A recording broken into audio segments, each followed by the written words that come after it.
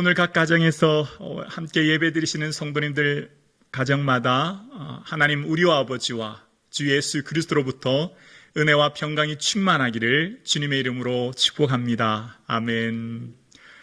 코시기라고 하는 코끼리가 있는데요. 에버랜드에 가면 김종갑 사육사가 돌보고 있는 코끼리입니다.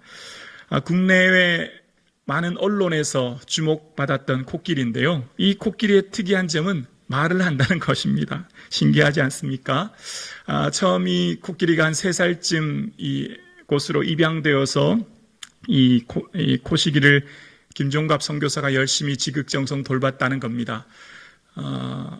이 코끼리가 잘 돌보기 위해서 침낭을 가지고 코끼리와 함께 먹고 자면서 극진히 돌봤다는 거예요. 늘 코끼리 옆에서 쓰다듬어 주면서 스킨십을 하면서 코시가 좋아? 코시가 괜찮니?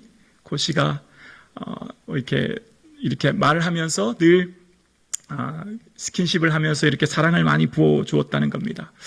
코끼리는 원래 발음이 불가능한 구강 구조를 가지고 있다고 해요. 윗입술이 없기 때문에 코가 덮고 있기 때문에 발음하는 것이 사실 불가능한 구강 구조라고 합니다. 그런데 이 코시기를 돌보던 김종각 선교사가 돌아가고 나면 코시기가 혼자 밤새 연습을 했다는 거예요. 코를 말아서 입속에 넣었다가 빼기를 반복하면서 좋아, 좋아 이런 말을 연습했다고 합니다. 그래서 이게 정말 진짜인지 이 코끼리가 말을 하는 게 진짜인지 확인하기 위해서 독일에 있는 생물 물리학자와 오스트리아에 있는 코끼리 음성 의사소통 전문가를 불러서 2년간 연구하게 했다는 겁니다. 그렇게 정말 연구한 끝에 정말 결론은 맞다는 결론을 내립니다.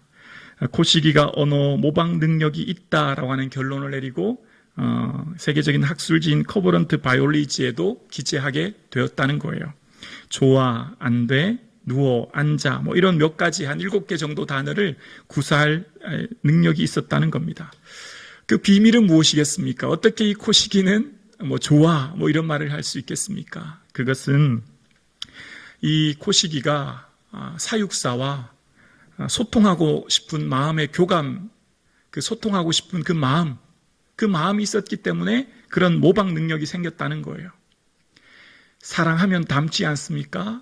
코끼리가 김종갑 사육사의 그 마음을 느낀 거죠. 사랑하면 닮게 되지 않습니까? 말투도 닮고 행동도 닮고 삶이 닮아가지 않습니까? 사랑하면 민감해지지 않습니까? 사랑하면 그 사람의 눈빛만 봐도 기분을 알게 되죠. 오늘 각 가정에서 예배드리시는 우리 모든 성도님들 주님을 닮아가는 저와 여러분 되실 수 있기를 예수님의 이름으로 축복합니다. 주님을 사랑하면 주의 마음을 헤아리게 되죠. 그래서 어떻게 하면 주님 기뻐하는지를 생각하죠. 그리고 주님 기뻐하는 것을 위해 살기 위해서 애를 쓰게 됩니다. 오늘 각 가정에서 예배드리신 우리 사랑하는 모든 성도님들 나의 입술의 모든 말과 마음의 묵상이 주께 연락되는 삶 되기를 주님의 이름으로 축복합니다. 주님의 사람들, 주님을 따르는 성도들의 특징은 주님이 생각하는 생각, 또 말, 그 모습을 닮아가요. 오늘 본문에 소개하는 3사람, 여호수아, 오늘 2명의 정탐꾼, 그리고 기생 라합은 하나님의 언어를 닮아가는 사람들이었습니다. 주님의 언어를 닮아갔던 사람들, 이 3사람이었습니다. 어떻게 이들이 주님의 언어를 닮았을까요? 우리는 본문을 통해서 함께 잠깐 살펴보려 합니다. 먼저 오늘 본문 1절에 보면 이제 여호수아는 시딤에서 2명의 정탐꾼을 불러서 여리고를 엿보라 그렇게 이제 보내게 되어요. 시딤은 요단강을 사이에 두고 여리고를 마주보고 있는 지역이었거든요. 그러니 당연히 여리고에서는 긴장했을 거예요. 경계했을 것입니다. 자, 그렇게 있는 상황 가운데 먼저 2명의 정탐꾼들이 오늘 먼저 결론을 먼저 보려고 합니다. 2명의 정탐꾼들이 여호수아에게 어떤 보고를 했을까요? 맨 마지막 절에 보면 그 2명의 정탐꾼들이 했던 보고가 24절에 나옵니다. 24절 말씀 우리 함께 읽어볼까요? 시작. 여호와께서 그 온 땅을 우리 손에 주셨으므로 그 땅의 모든 주민이 우리 앞에서 간담이 녹더이다 하더라. 아멘. 여호와께서 그 온 땅을 우리 손에 어떻게 하셨다고요? 주셨으므로. 지금 두 명의 정탐꾼들은 이미 하나님께서 그 땅 우리에게 주셨습니다. 그런 보고를 하고 있는 것을 보게 되어요. 자, 그러면 이 두 명의 정탐꾼들이 어떻게 이 보고를 할 수 있었을까요? 그것은 두 명의 정탐꾼들이 앞서 방문했던 기생 라합의 집에서 그 라합의 말을 들었고 그것을 그대로 인용했던 것임을 알게 됩니다. 기생 라합이 무슨 말을 했을까요? 1장 9절에 보면 그 라합이 하는 말을 기록합니다. 우리 함께 읽어볼까요? 시작. 여호와께서 이 땅을 너희에게 주신 줄을 내가 아노라. 우리가 너희를 심히 두려워하고 그 땅 주민들을 다 너희 앞에서 간담이 녹나니 여호와께서 이 땅을 너희에게 주신 줄 내가 아노라. 라합이 이미 하나님이 이 땅 여리고를 너희에게 넘겨주셨다. 그런 고백을 했고요. 그래서 그 땅 사람들이 다 어떻게 했다고요? 간담이 녹았다. 그 말 그대로 이 두 명의 정탐꾼들이 지금 인용해서 말하고 있는 거예요. 그리고 또 그 기생 라합과 정탐꾼의 말뿐만 아니라 여호수아도 여리고를 점령할 때 했던 말을 한번 볼까요? 6장에 가면 여호수아가 여리고성을 7번 돈 후에 하는 말이 있어요. 그 말이 6장 16절에 나오는데 우리 함께 읽어보겠습니다. 시작. 7번째 제사장들이 나팔을 불 때에 여호수아가 백성에게 이르되 외치라. 여호와께서 너희에게 이 성을 주셨느니라. 아멘. 외치라. 여호와께서 너희에게 이 성을 어떻게 하셨다고요? 주셨느니라. 여호수아, 두 명의 정탐꾼, 기생 라합의 공통점이 뭐라고요? 이미 하나님이 이 여리고 우리에게 주셨습니다. 그런 보고를 하고 있어요. 자, 그러면 이미 너희에게 그 여리고 주었다라고 하는 말은 누구의 말일까요? 그들 스스로 한 말이라기보다는 그 처음 근원이 하나님이셨던 것을 알게 되어요. 지난 시간에 우리 기억납니까? 여호수아 1장 3절에 보면 하나님이 여호수아에게 뭐라고 말씀하셨냐면 이렇게 말씀하셨어요. 내가 모세에게 말한 바와 같이 너희 발바닥으로 밟는 곳은 모두 내가 너희에게 주었노니. 그러니까 그들의 말이 다 누구의 말이었어요? 하나님의 말씀이었습니다. 하나님이 그들에게 이미 주었다라고 했던 것, 그래서 그들이 하나님의 말을 여호수아가 그대로 인용하고 있는 것을 보게 되어요. 여호수아가 하나님 말씀, 얘야 여호수아야 내가 이미 여리고 너에게 주었다 그 말 듣고 여리고성 앞에서 이 외치라 이 성을 우리에게 주셨느니라 선포할 때 어떻게 되었을까요? 여리고가 무너졌을 거예요. 그때 여리고성이 무너질 때 여호수아의 감격이 얼마나 컸을까요? 왜 감격이 컸을까요? 그것은 38년 전으로 거슬러 올라가야 해요. 왜냐하면 하나님의 말씀이 반드시 어떻게 해요? 성취됩니다. 하나님의 말씀은 성취되는 것을 경험한 사람이 여호수아였어요. 여호수아는 38년 전에 하나님의 하신 말씀을 기억하고 있었거든요. 38년 전에 하나님께서 12명의 정탐 보고 후에 10명의 사람들이 부정적인 보고를 할 때 하나님이 그들에게 뭐라고 하셨죠? 말씀하신 것 한 가지가 있죠. 민수기 14장 28절에 그들에게 이런 말씀을 하셨어요. 우리 함께 읽어볼까요? 시작. 그들에게 이르기를 여호와의 말씀에 내 삶을 두고 맹세하노라. 너희 말이 내 귀에 들린 대로 내가 너희에게 행하리니. 아멘. 너희가 그렇게 말했니? 너희 말이 내 귀에 들린 대로 우리는 못 들어갑니다 라고 하는 사람은 못 들어갈 거야. 그러나 할 수 있습니다. 하나님 기뻐하시면 우리가 그 땅 들어갈 수 있습니다. 라고 했던 그 믿음의 보고를 한 사람은 그렇게 들어갈 거야. 그 말씀하셨고, 민수기 14장의 38년 전에 그 말씀이 오늘 여호수아를 통해 그대로 성취되고 있는 것을 여호수아는 몸소 깨닫고 경험하게 되었다는 겁니다. 오늘 살아가는 저와 여러분의 삶 가운데 하나님의 말씀은 반드시 성취되는 줄로 우리는 믿습니다.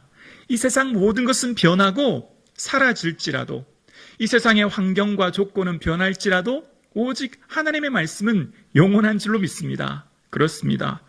베드로전서 1장 24절에 보면 그러므로 모든 육체는 풀과 같고 그 모든 영광은 들의 꽃과 같으니 풀은 마르고 꽃은 떨어지되 오직 주의 말씀은 세세토록 있도다. 아멘. 인간의 모든 영광, 그 모든 것은 들의 꽃처럼 쉽게 사라져 없어져 버립니다. 어쩌면 오늘 예배드린 저와 여러분의 삶도 이 땅에서 사라져 없어져 버릴 수 있지만 영원히 남아있는 변치 않은 것이 있다면 바로 살아계신 하나님의 말씀인 줄로 믿습니다. 그래서 우리는 변하고 흔들리고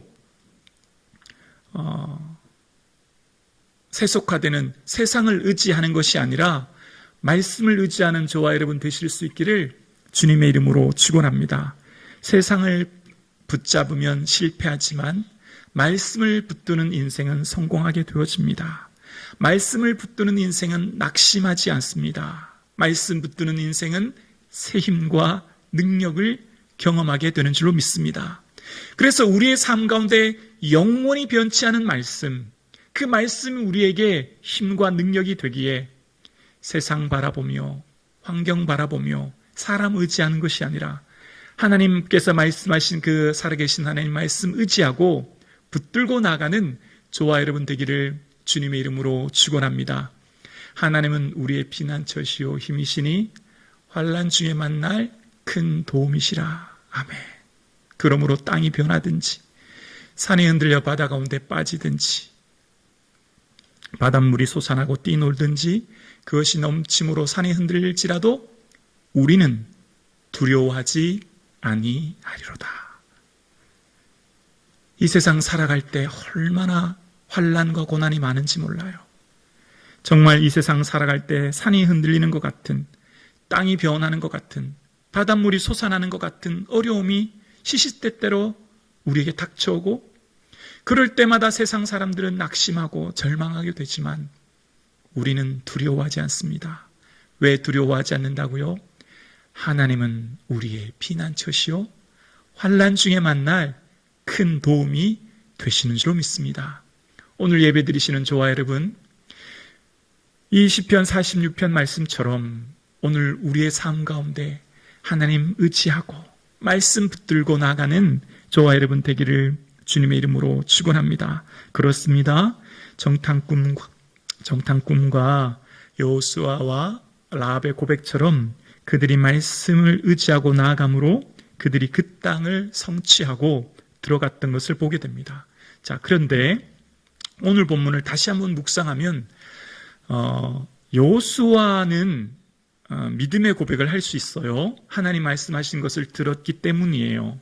또 두 명의 정탐꾼들도 광야에서 만나와 메추라기를 먹고 지금도 하나님의 역사를 만나와 메추라기를 먹음으로 하나님에 대한 믿음이 있기 때문에 그런 선포를 할 수 있어요. 그런데 기생 라합은 이방인이고 그 땅 여리고성은 이방인들의 성입니다. 근데 라합이 어떻게 그 고백을 할 수 있을까요?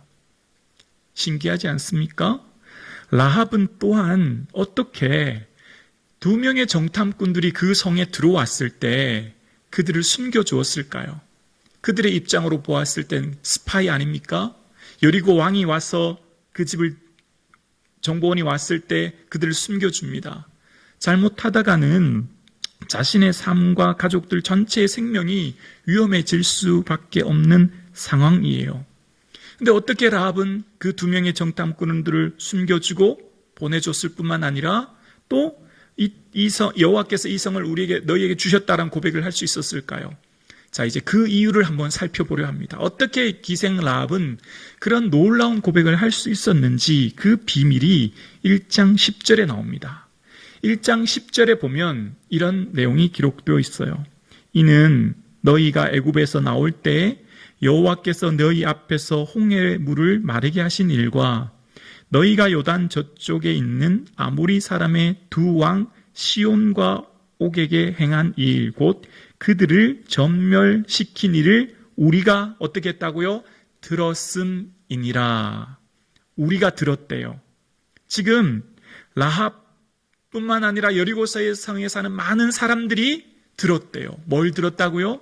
애굽에서 나올 때 홍해 사건, 그리고 얼마 전 요단 동편 아모리 왕을 전멸시킨 일들을 뭐 했다고요? 들었대요. 다시 말하면 기생 라합이 그 얘기를 들었다는 거예요. 듣는 것이 참 중요합니다. 무엇을 듣느냐, 무엇을 보느냐가 얼마나 중요한지 몰라요. 왜냐하면 보고 듣는 것이 우리 마음에 영향을 미치거든요. 마음이 성공과 실패를 좌우하는데 우리 마음에 무엇에 노출되느냐에 따라 우리 마음에 영향을 받기 때문이에요. 여러분, 지난번 38년 전에 부정적인 보고를 했던 10사람의 보고가 우리는 스스로 보기에도 메뚜기 같다라고 하는 부정적인 보고를 누가 들었죠? 온 이스라엘 사람들이 들었어요. 그 말씀을 묵상하면 그들이 13절에 민수기 13장의 부정적인 보고를 하는데요. 14장 1절에 보면 온 회중이 소리 높여 부르짖음을 백성이 밤새도록 통곡했다라고 이야기합니다. 이스라엘 백성의 수가 몇 명이에요? 장정만 60명이에요. 장정만 60명이면 4인 가족 기준이면 240만, 더 많게 생각하면 300만까지 되는 엄청난 숫자예요. 엄청난 그 숫자가 누구의 말을 들었어요? 단 10명. 단 10명의 무슨 보고? 부정적인 보고를 들었어요. 단 10명밖에 안 되는 사람들이 부정적인 보고를 했더니 삽시간에 언제 퍼진지 몰라요. 밤새도록 통곡했다는 표현 속에서 그 부정적인 보고가 얼마나 급속하게 퍼져나가는지를 알 수 있는 대목이 있습니다. 그러니까 그 수백만의 사람이 단 10명의 무슨 보고를 들었기 때문에 부정적인 보고를 들었고 그것이 그들에게 영향을 미쳤고 그래서 그들이 못 갔다는 거예요. 오늘날은 넘쳐나는 정보의 홍수 시대를 살고 있어요. 그런데 오늘날 많은 사람들이 중병에 걸려 있습니다. 부정적인 정보의 중병에 걸려 있어요.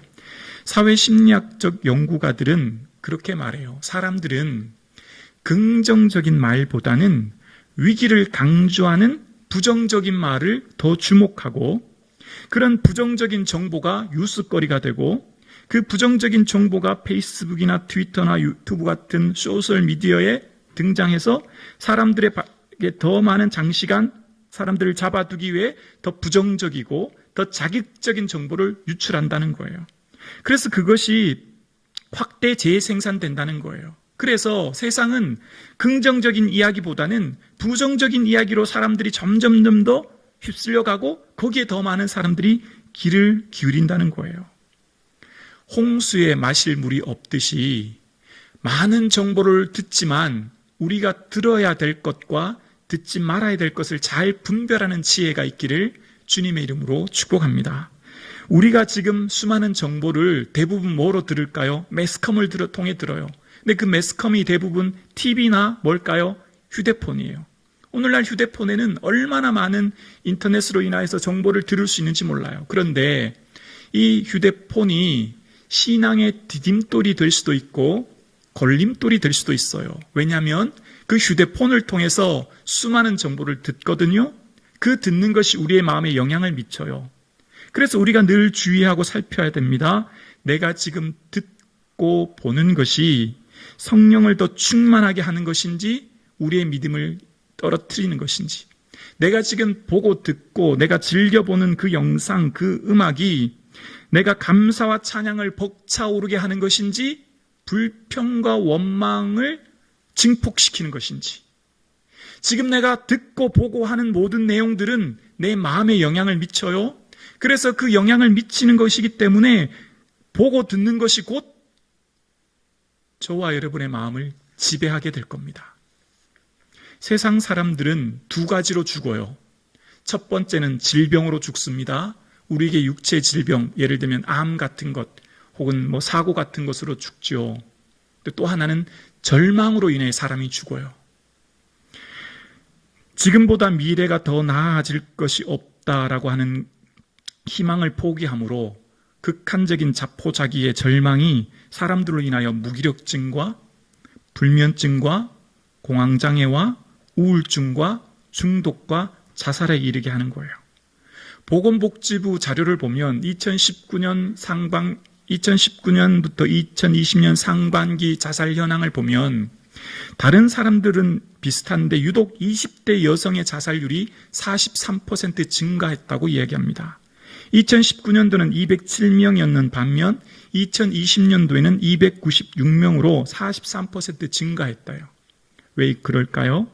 미래가 더 나아질 것 같지 않다고 하는 절망, 그 이유는 아마 코로나 블루라고 하는 코로나 우울증 때문인 것으로 추측합니다. 세상을 바라보면 절망할 수밖에 없어요. 세상을 바라보면 불안하고 근심하여 우리가 실패할 수밖에 없어요. 그런데 우리가 이렇게 홍수처럼 밀려들어오는 부정적인 이야기들, 절망적인 이야기들 속에 그냥 내 귀, 내 보는 눈을 그냥 둬버리면 우리의 마음은 거기에 지배를 당할 수밖에 없어요. 그래서 오늘 예배 드리시는 저와 여러분, 말씀 붙들고 말씀이 내 마음 지배하도록 성령님과 겸손히 동행하는 삶 사실 수 있기를 주님의 이름으로 축원합니다. 오늘 저와 여러분의 삶이 말씀을 의지할 수 있기를 주의 이름으로 축원합니다. 자, 오늘 두 명의 정탐꾼들이 누구의 보고를 그대로 인용했다고요? 기생 라합의 보고를 그대로 인용했습니다. 그 기생 라합의 보고를 그대로 인용했고 그 기생 라합은 어떻게 해서 그런 보고를 하게 되었다고요? 들었다는 거예요. 이전에 홍해의 사건과 아모리 왕들에 대한 사건을 들었고 그래서 지금 그들의 마음이 어떠한지 여리고성의 사람들의 마음이 어떤지 마음 상태를 11절에 이렇게 이야기합니다. 여리고성에 살고 있는 사람들의 마음 상태를 우리 11절 이렇게 이야기하는데요. 우리가 듣자 곧 마음이 녹았고 너희로 말미암아 사람이 정신을 잃었나니 너희의 하나님 여호와는 위로는 하늘에서도 아래로는 땅에서도 하나님이시니라. 그들은요 마음이 녹고 정신을 잃었대요. 한 단어로 말하면 뭘까요? 두렵고 절망할 수밖에 없었다라고 이야기합니다. 여러분, 전쟁에서 가장 중요한 게 뭘까요? 전쟁에서는 전술과 전략 중요합니다. 신식 무기가 중요합니다. 또한 그만큼 중요한 게 뭘까요? 군인들의 정신이에요. 멘탈이죠. 강한 정신력이 그 사기가 전쟁의 승패를 좌우하는 거죠. 그런데 지금 이스라엘 백성들이 알지 못했던 한 가지가 뭘까요? 여리고성에 있는 수많은 사람들은 이미 사기가 땅에 떨어져 있었다는 거예요. 두려움 속에 그들은 마음이 사로잡혀 있었다는 거예요. 그러면 오늘 본문 라합의 고백을 들으면 애굽에서 홍해를 마르신 일 언제죠? 38년 전이에요. 그럼 38년 전에도 이미 그들은 두려움에 떨고 있었다는 거예요. 그러니까 10명의 정탐꾼의 보고는요, 그들이 스스로 무너지는 보고를 할 수밖에 없었던 거죠. 이스라엘의 비밀 병기가 있어요. 그것은 바로 하나님 말씀이었고 그 말씀은 담대하라 말씀하신 것입니다. 우리의 말씀은 세상을 의지하고 세상을 붙들 때 쓰러지고 실패할 수밖에 없지만 변치 않은 하나님, 그 말씀 의지할 때 우리의 삶은 승리하는 삶을 살게 될 줄로 믿습니다. 무엇을 듣고 반응하냐가 중요한데요.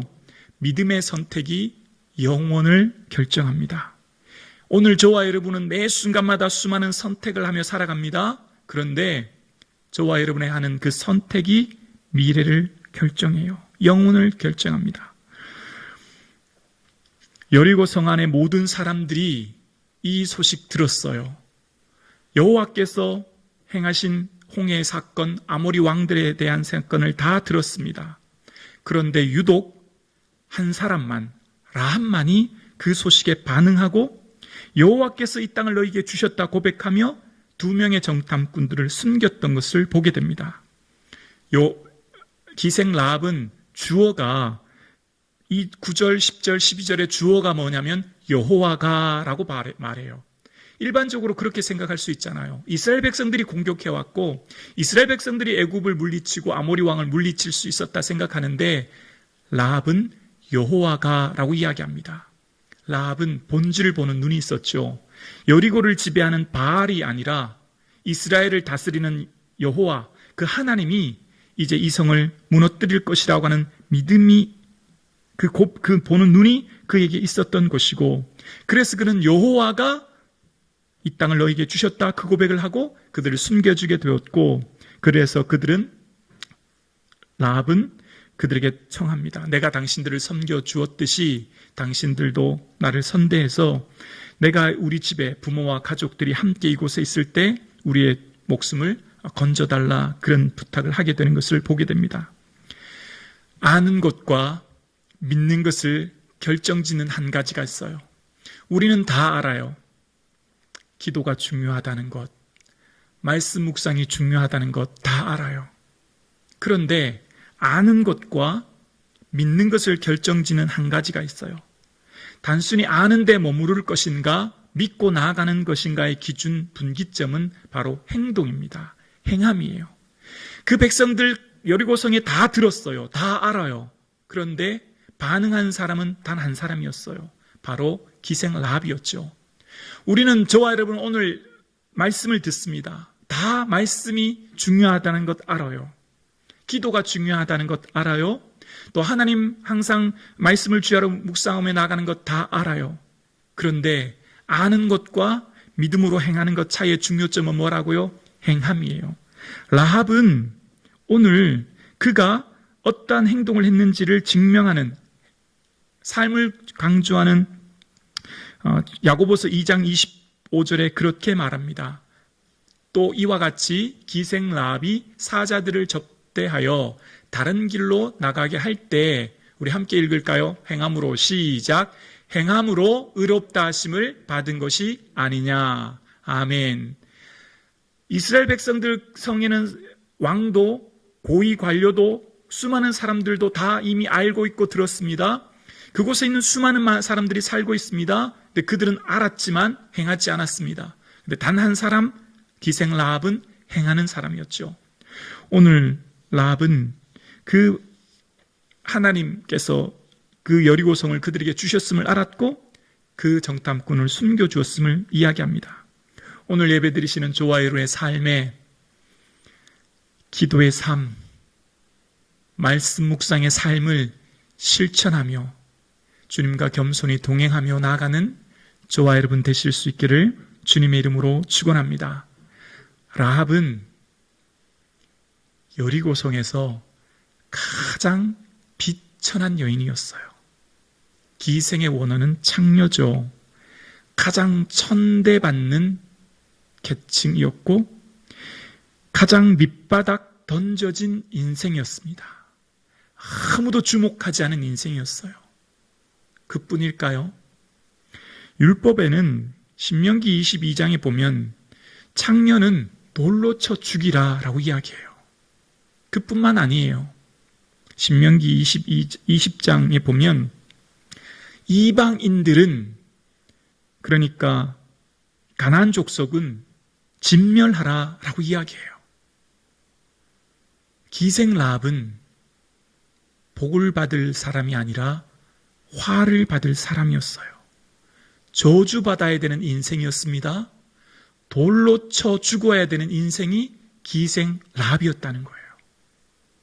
저는 오늘 본문을 묵상하면서 기생 라합이 누굴까? 기생 라합이 바로 나라고 생각합니다. 가장 밑바닥 인생이요, 죽어야 될 인생이었던 그 기생 라합, 우리의 삶이 그렇지 않습니까? 우리가 받은 은혜가 그런 은혜 아닙니까? 예수 그리스도의 은혜가 그런 은혜인 거죠. 도저히 받을 수 없는 은혜를 받은 우리가 바로 기생 라합과 같은 여인의 삶이었죠. 자, 그런데 기생 라합은요, 현재의 삶이 처절하게 실패한 인생, 낙심의 인생, 불안한 인생을 살았습니다. 그런데 그가 선택한 그 선택이 미래를 선택하고 그 선택이 영혼을 선택했기 때문에 그의 삶은 바뀌어지고 그의 삶은 놀라운 영광으로 변화되어지는 삶을 경험하게 됩니다. 현재의 모습보다 중요한 것은 미래의 무엇을 선택하느냐에 달려 있습니다. 내가 내 현재 모습보다 중요한 것은 내가 지금 선택하는 선택이고 그 선택이 나의 미래를 결정하기 때문이에요. 그래서 룻기 4장에 보면 라합은 살몬의 아내가 되고 다윗의 증조모가 되고 우리가 믿는 우리 주 예수 그리스도의 계보를 잇는 위대한 여인이 됩니다. 모세도 여호수아도 아니에요. 가장 비참한 여인, 돌에 맞아 죽을 수밖에 없는 여인이었던 기생 라합이 위대한 역사를 이루게 되었죠. 오늘 예배드리시는 저와 여러분의 삶 가운데 현재의 상황이 아무리 비천해도 현재의 상황이 나를 결정하는 것이 아니라 내가 선택하는 그 선택이 나의 미래를 결정함을 기억하여 내 선택이 영혼을 선택하고 미래를 선택하고 믿음의 선택을 하며 나아가는 저와 여러분 되실 수 있기를 주님의 이름으로 축복합니다. 그래서 오늘 살아가는 저와 여러분이 놀라운 영광의 삶을 살아가는 축복된 인생 누리실 수 있기를 주님의 이름으로 축복합니다. 기도드리시겠습니다.